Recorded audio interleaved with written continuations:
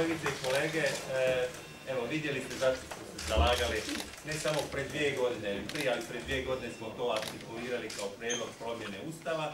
Tada su nam kolege iz HDZ-a govorili kako je to nemoguće, kako se to kosi sa ovim, kako se to kosi sa onim.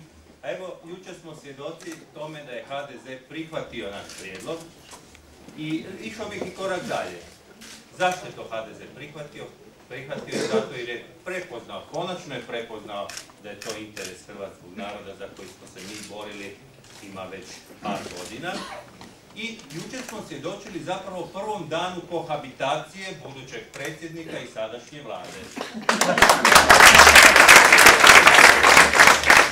Moj predsjednički program Nova pravednost kao glavnu točku ili jednu od glavnih točki imaju upravo to. Imao je reviziju pretvorbe i privatizacije, kažnjavanje onih koji su se ogriješili o zakon u tom procesu i upravo zato jedan od najvažnijih zadataka mi je bio da od vlade, od parlamenta, od sabora dobijemo ovakvu ustavnu promjenu.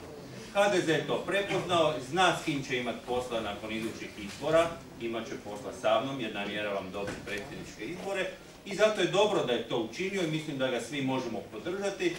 Ne znam da li to znači i možda kolektivno učlanjenje HDZ-a u SDP, jer je očito prihvatio vrijednosti koje mi zagovaramo. U svakom slučaju, riječ je o dobrodošlom potezu i vjerujem da je ovo prvi korak ka novoj pravednosti. Hvala HDZ-u i hvala svima koji podržavaju.